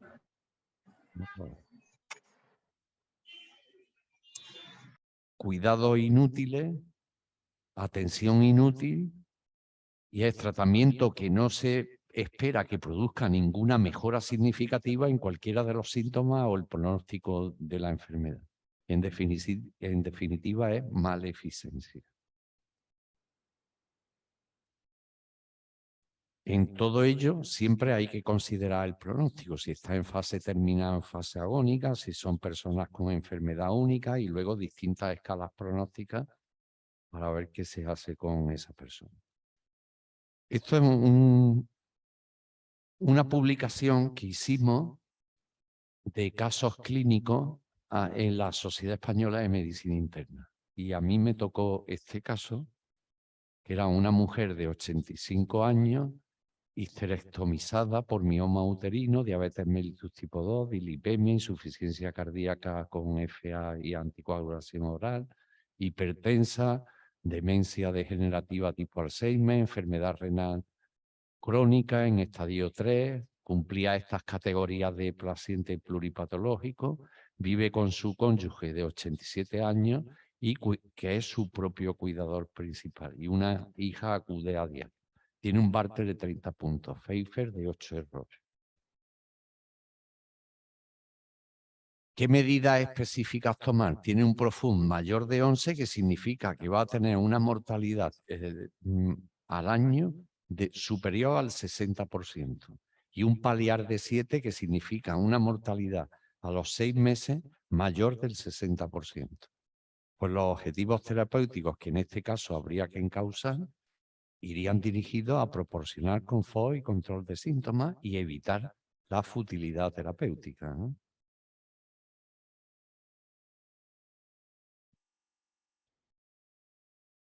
El cribado del cáncer de mama. Fíjense la magnitud del problema, ¿no? El grado realmente de desacuerdo entre todos los países. Estos son países de la Unión Europea. En Austria se empezó en el año 74, la edad por encima de los 40 años. En Bélgica, 2001, de 50 a 69. Si ven el listado de años, son absolutamente variables, pero es que el listado de edades también son absolutamente variables. ¿Y qué ocurre con el cáncer de mama? Volviendo a la Cochrane, ¿no? El cribado de cáncer de mama ha demostrado tener tanto beneficios como perjuicios. Todos pensamos que el cribado del cáncer de mama hay que hacerlo, sí o sí. Pero estos son datos. Si 2.000 mujeres son valoradas regularmente durante 10 años, una se beneficiará del cribado debido a que se evitará una defunción por cáncer de mama. 10 mujeres sanas serán diagnosticadas como pacientes con cáncer de mama y 200 mujeres sanas serán afectadas por una falsa alarma. No está tan claro lo de realizar el cribado del cáncer de mama, a pesar de que se utiliza prácticamente en todos los sitios, ¿no? Yo voy a exponer otro ejemplo del cáncer de tiroides que ya expuso el doctor Barreda en Corea. Yo le voy a comentar un estudio en Estados Unidos. En Estados Unidos, como vieron que tenían muchos cánceres de tiroides, pues hicieron un cribado de cáncer de tiroides. Se diagnosticaron muchos más cánceres de tiroides, se operaron muchos más cánceres de tiroides y no cambió la mortalidad. Con el cáncer de próstata, ya lo comentó antes, exactamente igual. La embolia pulmonar, ahora, por ejemplo, lo que ha ocurrido con la COVID-19, ¿no? Cualquiera llegaba al hospital, a lo mejor no tenía un infiltrado claro, pero como la sospecha fibrinógeno alto, no sé cuánto, un escáner, ¿no? Para ver si tenía también lesiones a nivel pulmonar. Pues cuando la afectación es subsegmentaria, no hay que tratarlo. Una embolia pulmonar subsegmentaria no requiere tratamiento, porque esta es una prueba excesivamente buena. Y al ser excesivamente buena, hace un sobrediagnóstico y además implica un sobretratamiento. El caso de los AINE. Peter Goetze, y con esto aprovecho el último comentario que el doctor Barreda hacía de guiarse por el NIH y la Cochrane, Peter Goetze fue uno de los fundadores de la Cochrane. Es catedrático de salud pública en la Universidad de Copenhague. Y lo echaron de la Cochrane hace 2 años porque estaba en contra de la vacuna del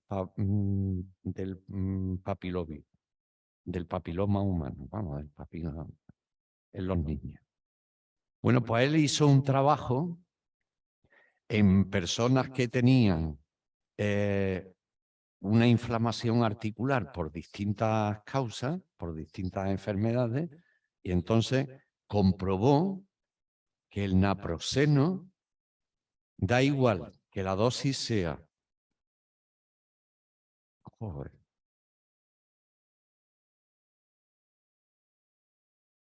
que la dosis sea de 250 a 1.500 miligramos. Habitualmente nosotros en España utilizamos 500 miligramos cada 12 horas.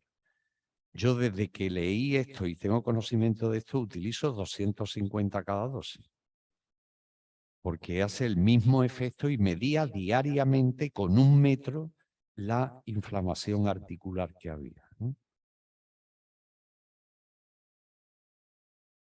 La definición de enfermedades.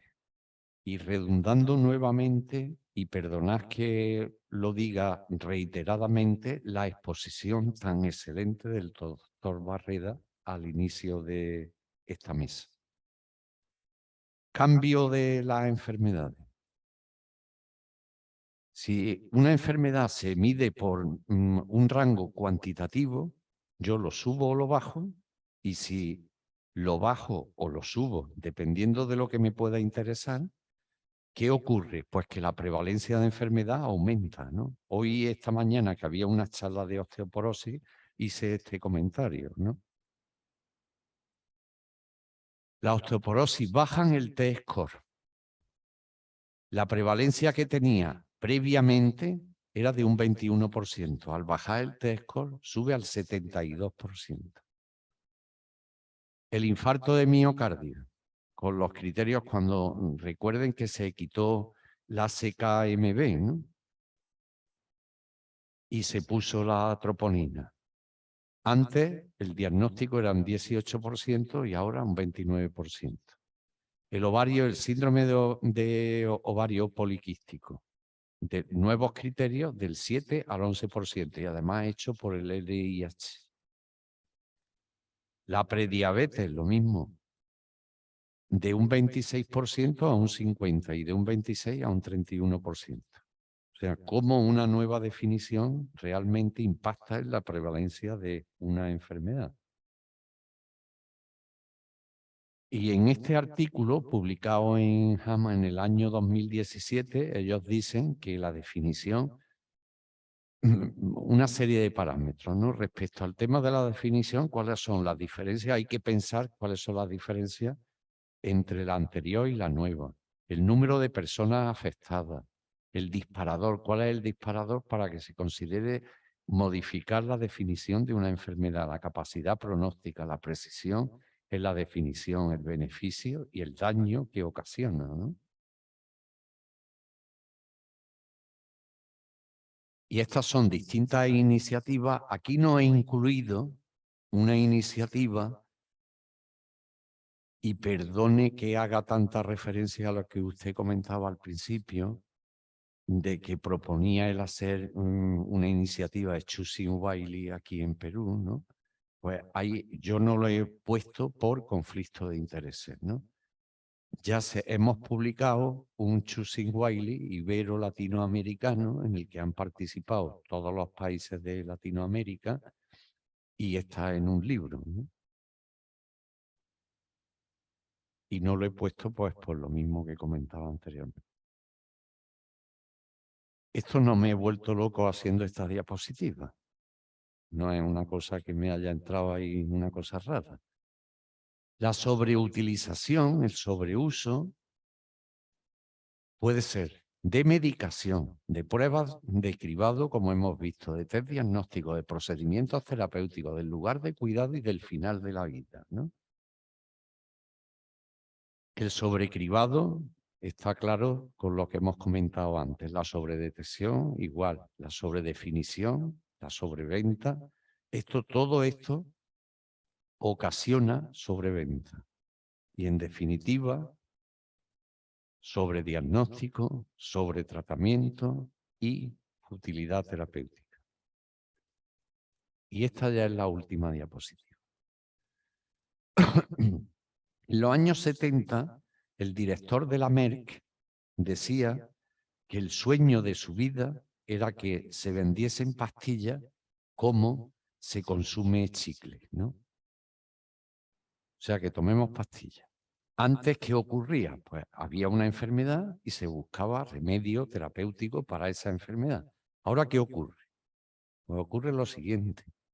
Se crean primero los medicamentos, que son las blockbuster, y después se ponen enfermedades a la venta. Me invento la enfermedad, pero antes he creado el medicamento. O se promocionan enfermedades, ¿no? Y luego les recomiendo dos artículos de no enfermedades. Uno del British Medical Journal del año 2002 y el otro, El arte y la ciencia de la no enfermedad, del New England del año 65. Yo, por ejemplo, lo digo personalmente por mí, yo no creo en la fibromialgia, no creo en el síndrome de fatiga crónica, porque los datos para diagnosticarlos son datos puramente subjetivos. Y entonces no cumplen un principio de la ciencia, de una de las dimensiones de la ciencia, que es la reproducibilidad y repetitividad. Por tanto, enfermedades que el diagnóstico sea subjetivo, ¿le duele aquí? ¿Le duele en este de aquí? ¿Le duele abajo? ¿Le duele aquí? Sí, me duele, fibromialgia. Vamos, lo digo en el caso de la fibromialgia, pero la fibromialgia yo creo que políticamente tiene que ser muy rentable, porque hay muchas asociaciones de fibromialgia y todos los gobiernos, o casi todos los gobiernos, hacen guías de práctica clínica de fibromialgia y atienden muy bien a las personas con fibromialgia, porque en definitiva yo creo que están buscando un electorado. Bueno, pues con esto concluyo y muchas gracias.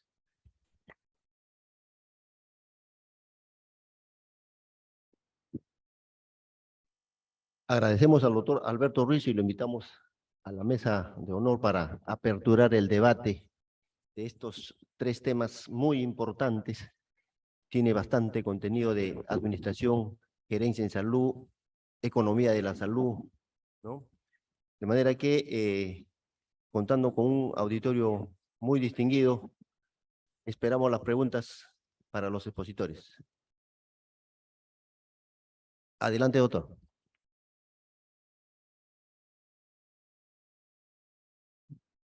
La pregunta va dirigida para el doctor Barrera y para el doctor, el final, el doctor Ruiz.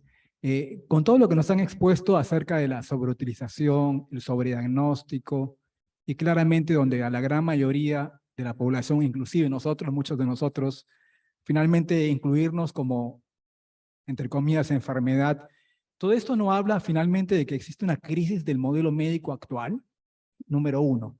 Y eso no significaría entonces que tendríamos que replantearnos el modelo médico, porque finalmente si terminamos tratando a un sano como enfermo, es que hemos perdido el sentido de la medicina por el cual fue hecha, ¿no? Y tal vez el modelo médico actual de la MBA, que es la panacea, ¿no? Y el que no pueda seguirlo termina siendo un paria, digamos, no evidencia, tal vez que tendríamos que replantear un modelo mucho más amplio, mucho más integral. Es la pregunta que suelta Rueda, ¿no?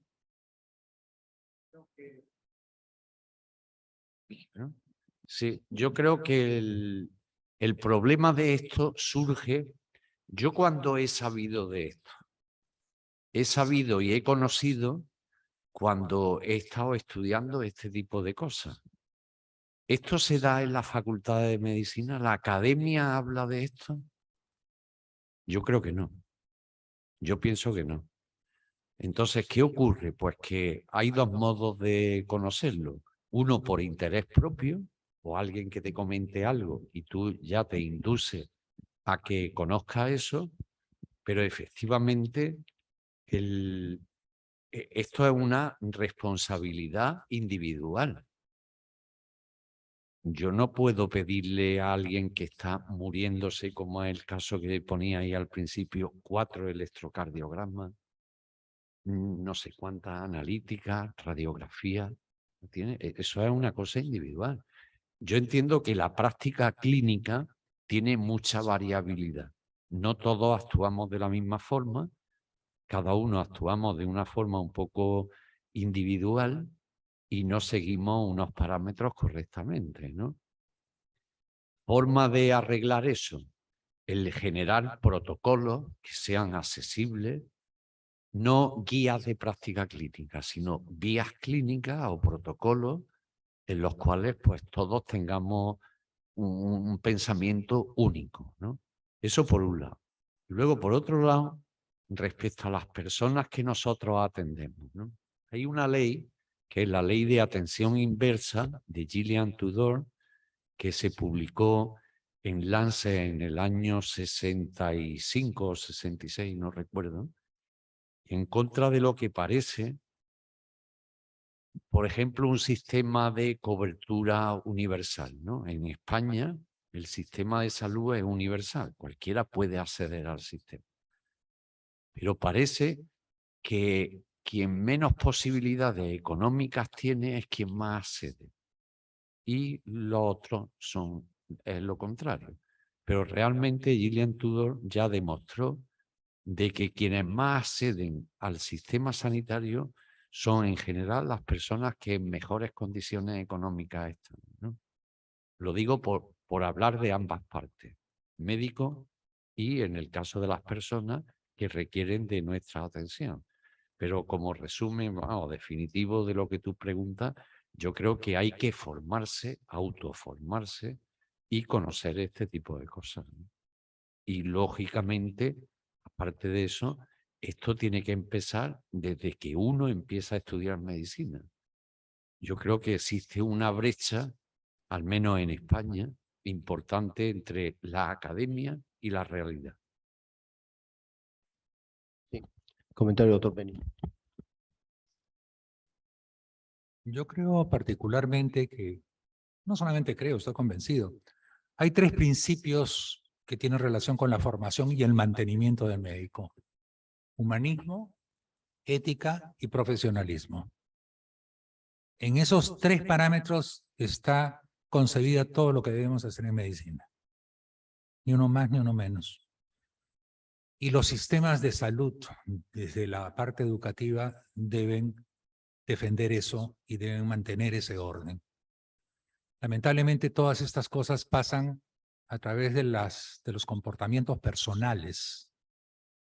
Y nosotros como médicos hemos hablado siempre de que nuestra profesión es una profesión libre de controles, donde nosotros mismos deberíamos controlar nuestras actitudes y nuestros comportamientos. Lamentablemente, el tiempo ha demostrado que no es suficiente. Los médicos no tenemos un autocontrol. Nuestros sistemas éticos no controlan. Y por eso ustedes explican por qué hay anuncios de cura de asma, de cura de cáncer y una serie de cosas que no son penados en el sistema. Entonces, la medicina está hecha de una serie de problemas, como lo hemos mencionado en la tarde de hoy, y se necesita mucho criterio de balance, mucha honestidad del médico para no caer en los extremos de sobrediagnóstico y sobretratamiento y no caer en inercia tampoco, porque tampoco es justo. No se trata de sobretratar a los pacientes, se trata de darles lo que realmente ellos necesitan. Y eso pasa por la honestidad del médico, por la formación del médico también. Entonces, tenemos que hacer una autocrítica nosotros mismos, ¿no? Para poder valorizar los actos que nosotros hacemos en el día a día, que no siempre son los correctos, ojo. Doctor Barreda, Sí, su gracias. comentario, por favor. Brevemente también, como verdad es un problema que reviste muchas aristas, pero el principal meollo del problema es tomar conciencia de él. Durante muchos años vemos pasar la evolución de la enseñanza médica y estamos encontrando factores que están influenciando externamente nuestro crecimiento. Si no nos percatamos de esos factores, si seguimos simplemente la línea que externamente nos están imponiendo, tanto a nivel universitario como después durante la carrera, las cosas no van a cambiar. Tenemos que crear conciencia. Y ese es un elemento clave para poder realmente hacer modificaciones. Pero podemos partir incluso del back to basics, como ha dicho el doctor Payne y el doctor Ruiz. Empecemos por lo básico, que es la enseñanza universitaria. Debemos colocar en los cursos universitarios formas en las que no creamos todo lo que nos dicen o nos entran por las orejas, ¿no? Primum non nocere ya tiene que ampliarse como un criterio. Ya no es primero no hacer daño. O sea, no es solamente no hacer daño por hacer algo que le vaya a perjudicar al paciente. Primum non nocere también debe ser entendido como no estar pidiendo cosas innecesarias. El estar haciendo cosas innecesarias a una persona cuando no tiene la enfermedad o cuando no es una enfermedad que no requiere mayor control, es someterlo a una serie de estrés. Es primero rotular a la persona. Tienes esta enfermedad. En el caso del doctor Luis que mencionó predemencia. Cuando le dicen a alguien que tiene predemencia, ya todo el mundo lo catalogó como loquito. No importa que pasen 20 años y ese deterioro jamás se presentó, ya lo catalogaron. Después le empiezan a hacer pruebas, irradiación, sangre, después procedimientos invasivos en cáncer de próstata, cistoscopía, empiezan las infecciones, las fístulas, etc. ¿Todo para qué? Para no variar ni un ápice ni la mortalidad y más bien incrementar la morbilidad con las complicaciones de los procedimientos. Y empezar a tratamientos que hoy por hoy, y eso es algo que yo en todo caso como posición fija tengo, se basan en ensayos clínicos donde no se alcanzan significancias clínicas, sino significancia en lo que se llama las famosas variables subrogadas. El paciente mejoró porque tiene una sobrevida libre de progresión de 4 meses. Pero sobrevida global, se murieron igual los 2 brazos. Entonces, ¿de qué sirve que el tumor ya no creció 2 centímetros, sino 1.8 centímetros, si los 2 brazos del grupo se murieron a los 4 meses? Entonces, tenemos que, una vez más, revisar críticamente la literatura y tomar nuestras decisiones en base a eso, pero tenemos primero que tomar conciencia, segundo, mejorar el sistema de educación, ¿no? Y tercero, tratar de articular entre el médico y los diferentes niveles prestacionales y normativos para que las cosas empiecen a cambiar. Un comentario añadido muy breve, ¿no? ¿Ustedes saben cómo se define el oncólogo valiente? ¿Lo conocen? El oncólogo valiente es el que pone quimioterapia hasta en la capilla ardiente. ¿Alguna pregunta, doctora? Adelante, doctora.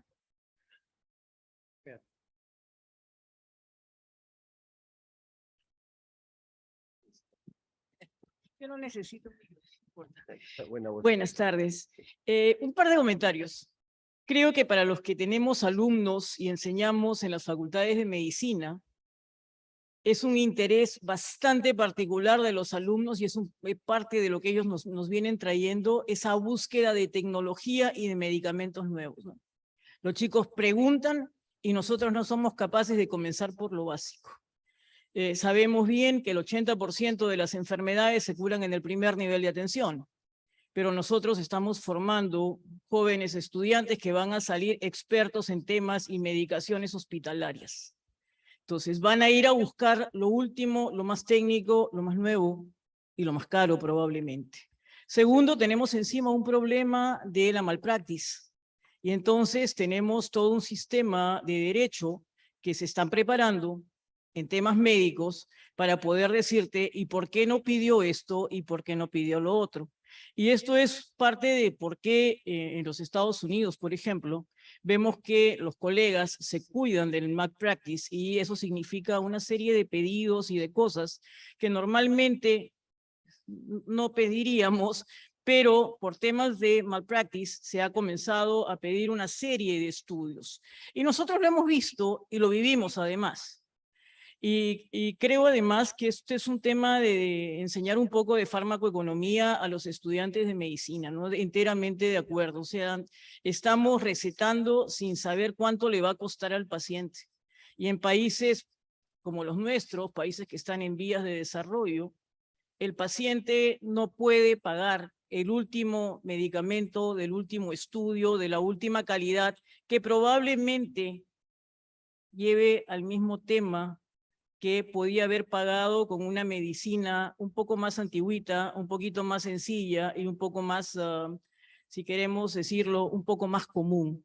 Y a veces por buscar que el paciente no reciba lo mismo que ya recibió o que tenga un medicamento novedoso, a veces los médicos prescribimos medicamentos de alto costo y no siempre los pacientes siquiera compran el medicamento o siguen las indicaciones y acaban por terminar por no usar nada.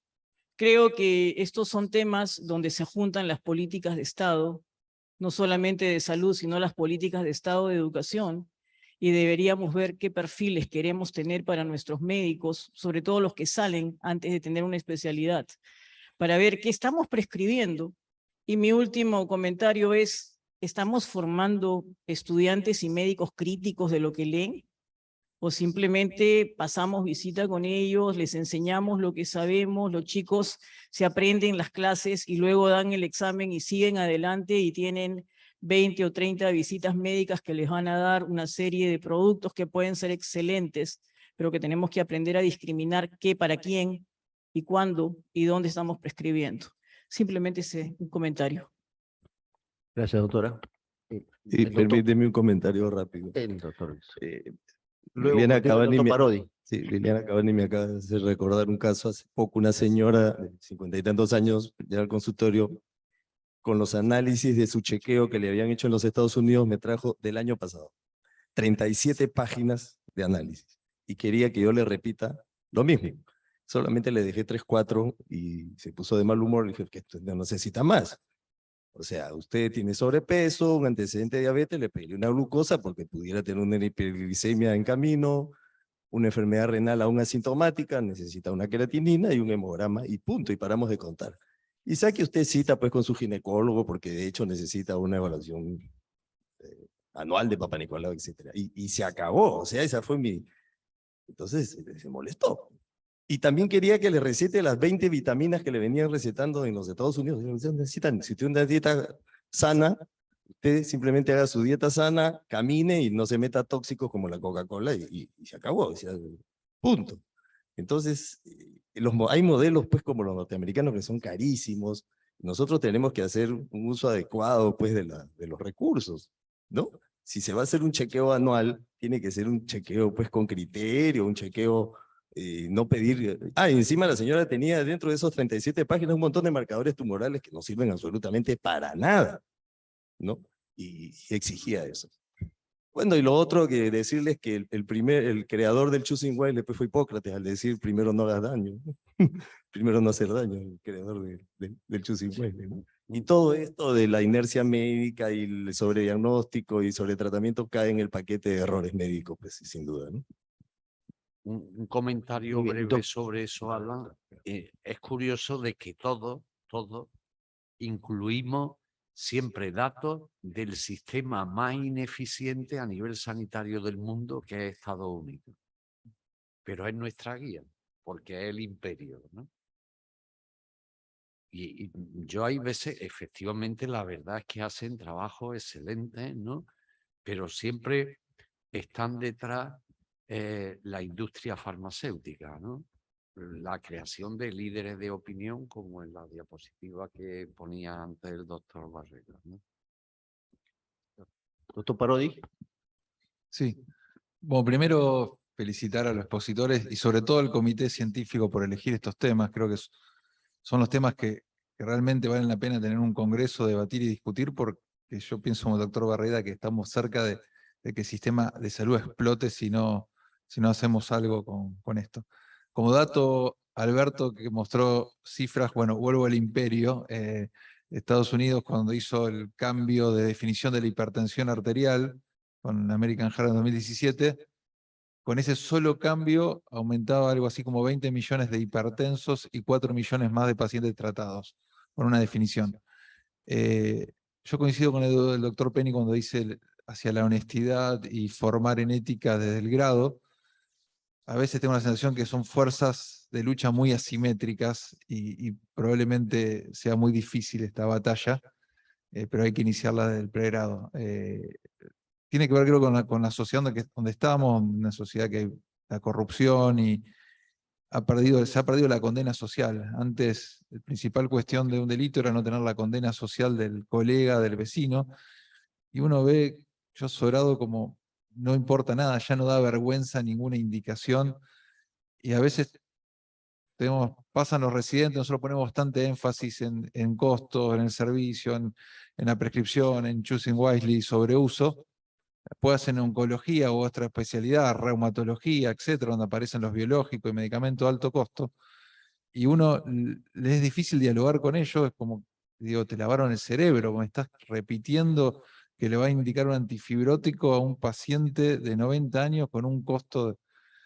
El otro día hice el seguimiento de redes sociales de cómo venía la prescripción de un medicamento. Veo en el Facebook de un amigo neumonólogo, otro neumonólogo, que están en un workshop en Barcelona de la industria con un nuevo monoclonal. Tardó entre aterrizar, como me toca ser asesor de fármacos de la prepaga de la obra de la universidad donde trabajo, entonces pude observar que en menos de 48 horas ya había indicado el nuevo biológico para el asma, que pasó de $5.000 mensuales a uno de 15.000, con toda una explicación ya entregada, prearmada por la industria, de por qué está indicado ese fármaco. Y cómo luchar con eso es sumamente difícil, y uno ve que en Argentina estamos en un 70% de inflación anual, los medicamentos llegaron a un 300%, y los honorarios médicos a un 20%, es decir, que quedaron 50 atrás de la inflación. Esto va a ser así, el impacto va a tener. La única forma que tienen las financiadoras en ajustar los costos tan altos de la medicación, lo inmediato es el honorario médico, por ejemplo. Pero bueno, creo que soy bastante escéptico por lo desigual de la lucha y lo asimétrico del poder que tienen, en este caso de sobreuso de fármacos como la industria. Muy bien. ¿Alguna pregunta más? Bien, no habiendo más preguntas, ¿Me agradecemos permite, por favor? a la última pregunta. Sí. Adelante, doctor. Yo creo que también uno de los problemas que hay que enfatizar muy bien qué tanto estamos analizando la unión de la parte teórica con la parte clínica. Porque realmente parece que todas las guías y parece que toda la bibliografía o todas las revisiones de los temas que vamos viendo en las sesiones, vamos a llegar el día de mañana a recetar lo que vimos porque me dijeron que esto era lo mejor. Y realmente es la parte crítica de esa receta de cocina que aprendemos en la teoría con la de especificar un paciente que tengo yo enfrente, porque yo les digo que cuando vi un diabético, yo digo que ese diabético tiene un nombre y apellido. O sea, es diabético Luis Pérez. O si tiene hipertensión, se apellida Ramírez. O sea, tengo que identificar muy bien la especificidad de las características de cada individuo y parece que no pensamos, parece que el hecho de tener la información es aplicarla como viene, porque así dicen en la literatura y porque la guía lo dijo que era de esta manera. Pero realmente debemos de venir del paciente a la bibliografía y entonces sí, acomodar más bien las características del paciente que la característica de la bibliografía o de lo que se está escribiendo o de lo que estamos leyendo. Y eso no lo enseñamos en las escuelas. Les enseñamos a que se aprendan bien en grupos que tenemos de muchachos que nos piden información.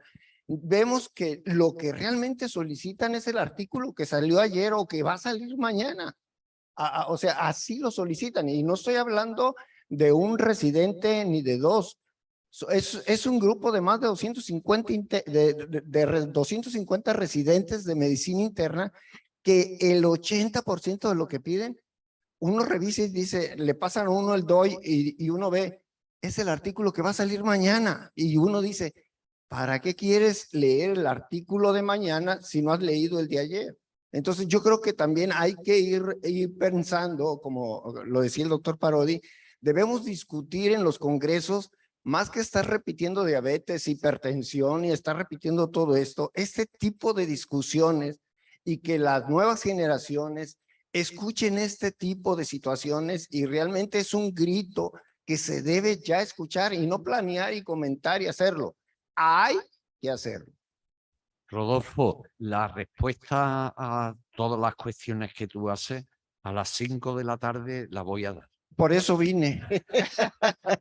Muy bien, agradecemos al doctor Ruiz, al doctor Penny y al doctor Barreda. Y pasamos al break, por favor.